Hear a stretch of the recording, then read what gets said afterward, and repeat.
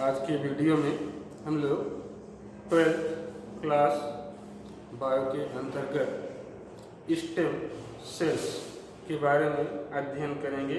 Stem cells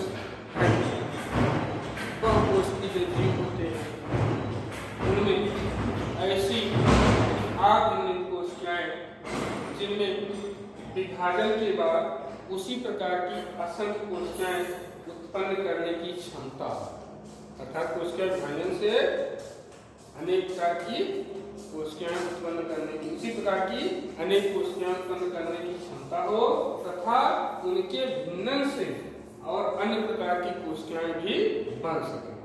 बहुकोशिकीय जीवों में ऐसी कोशिकाएं जिनके विभाजन से उसी प्रकार की कई कोशिकाएं, सारी कोशिकाएं, ढेर सारी कोशिकाएं बन सके, लेकिन उनके भिन्नन के द्वारा अन्य प्रकार की कोशिकाएं भी उनके द्वारा बन सके, तो ऐसी कोशिकाओं को क्या कहते हैं? स्टेम कोशिकाएं, स्टेम सेल्स के नाम से जाना जाता है। या दूसरे शब्दों में हम लोग कहते हैं कि निषेचन के बाद जायगोट बनता है, भ्रूण का जायगोट का निर्माण होता है, इसे युग्मनज कहते हैं। युग्मनज के बाद कुछ कोशिकाएं ऐसी होती हैं जिनसे अनेक प्रकार की कोशिकाएं बन सकती हैं।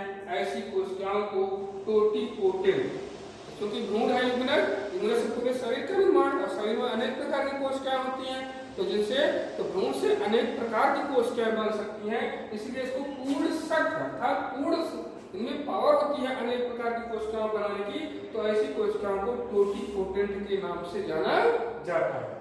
दूसरा बहुशक्त भ्रूण। भ्रूण क्या होता है? दूसरे निषेचन के बाद दूसरे सप्ताह से 9वें सप्ताह तक की अवस्था, तो भ्रूण से जो है अनेक प्रकार की कोशिकाएं बन सकती हैं भ्रूणीय अवस्था में, इन्हें कहते हैं बहुशक्त, प्लूरीपोटेंट के नाम से जाना जाता है। एक शक्त वयस्क, जब वही जो बच्चा जब धीरे धीरे वयस्क बन जाता है, उससे कुछ प्रकार की भिन्नित कोशिकाएं बन सकती हैं जिन्हें यूनिपोटेंट के नाम से जाना जाता है। और अंशक सक्षम मल्टीपोटेंट, इससे अनेक प्रकार की कोशिकाएं बन सकती हैं जिन्हें अंशक सक्षम, अंशक मल्टी मीन्स बहुत प्रकार की कोशिकाएं बन सकती हैं, तो इसे अंशक सक्षम। ये पूर्णशक्त, बहुशक्त, एकशक्त, अंशक सभी को मिला करके इन कोशिकाओं को क्या कहते हैं? Stem cells. चाहे इस प्रकार हम स्टेम सेल्स के बारे में जाने अथवा दूसरी परिभाषा, बहुकोशिकीय जीवों में ऐसी कोशिकाएं जिनसे विभाजन से अनेक प्रकार की, इसके विभाजन से उसी प्रकार की अनेक कोशिकाएं बन सके और उन कोशिकाओं के भिन्न से अन्य प्रकार की कोशिकाएं बन सके, उन्हें स्टेम सेल्स के नाम से जाना जाता है। अगली हेडिंग है स्टेम सेल्स वंशक्रम। कोशिकाओं का एक समूह जो एक मूल स्टेम कोशिका से विकसित होती हैं, उन्हें क्या कहते हैं? वंशक्रम स्टेम सेल्स के नाम से जाना जाता है। स्टेम सेल्स के प्रकार, टाइप्स ऑफ स्टेम सेल्स 3 प्रकार की होती हैं। एक वयस्क स्टेम सेल्स, जन्म के बाद जब बच्चा वयस्क बन जाता है, धीरे धीरे बड़ा हो जाता है, तो ऐसी कोशिकाएं जो है उनमें स्टेम कोशिकाएं पाई जाती हैं, जैसे अस्थिमज्जा। अस्थिमज्जा कहाँ पाई जाती है? लंबी हड्डियों में एक बसी ऊतक भरा होता है पूरा, उसे अस्थिमज्जा कहते हैं। उनके द्वारा लाल और श्वेत रक्त कणिकाओं का निर्माण होता है, तो ये कोशिकाएं एक शक्त भी होती है, जैसा कि हम लोग पढ़े हैं, और अंशक शक्त भी होती है। दूसरे प्रकार की कोशिकाएं भ्रूणीय स्टेम सेल्स। भ्रूण क्या है? द्वितीय सप्ताह से लेकर के निषेचन के 9वें सप्ताह तक का जो अवस्था होता है भ्रूणीय अवस्था होती है। इसमें ब्लास्टोसिस्ट के भीतरी जो कोशिका पिंड होता है उससे लगभग 200 प्रकार की कोशिकाएं बन सकती हैं, तो भ्रूण से बनने वाली कोशिकाएं भ्रूणीय स्टेम सेल्स के नाम से जानी जाती हैं। गर्भ स्टेम कोशिकाएं 9वें सप्ताह से लेकर के जन्म तक की जो अवस्था होती है उसे गर्भ कोइटल सेल्स के नाम से जाना जाता है, तो इसे ये कोशिकाएं कैसी होती हैं?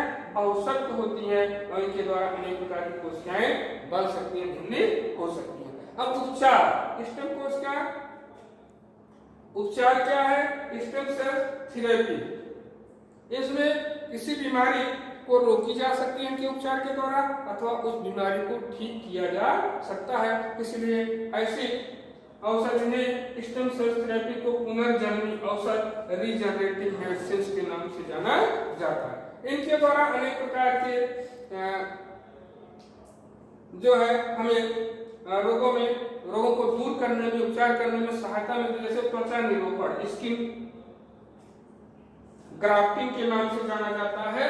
तो स्किन ग्राफ्टिंग क्या होता है? किसी आग से, किसी अन्न से त्वचा जल गई है, उस स्थान पर स्किन कोशिकाओं के द्वारा उस स्थान पर नई त्वचा का निर्माण करना, उन्हें त्वचा निरूपण स्किन ग्राफ्टिंग के नाम से जाना जाता है। लेकिन विकास तो हो चुका है कुछ देशों में, लेकिन वहाँ पर हेयर फॉलिकल्स या जो त्वचा में पाए जाते हैं बाल के, ये सब अभी तक विकास नहीं हुआ, लेकिन त्वचा बन सकती है। कार्निया प्रत्यारोपण, किसी कारण किसी की कार्निया खराब हो गई हो तो स्टेम सेल्स के द्वारा जो है कार्निया का ट्रांसप्लांट किया जाता है। हृदय रोग में स्टेम सेल थेरेपी का उपयोग किया जाता है। बहरापन, डिप्रेस किसी को हो तो ऐसे व्यक्तियों में अंडाकार की जो प्रक्रिया है, उनकी रोम कोशिकाएं जो है विकसित की जा सकती है स्टेम सेल थेरेपी के द्वारा। रुधिर कैंसर, जो ल्यूकीमिया होता है, इसको ट्रीटमेंट के द्वारा जो है, क्योंकि रुधिर कैंसर क्या होता है, श्वेत रक्त कणिकाएं नष्ट हो जाती है, तो स्टेम सेल थेरेपी के द्वारा इसका उपचार किया जा सकता है।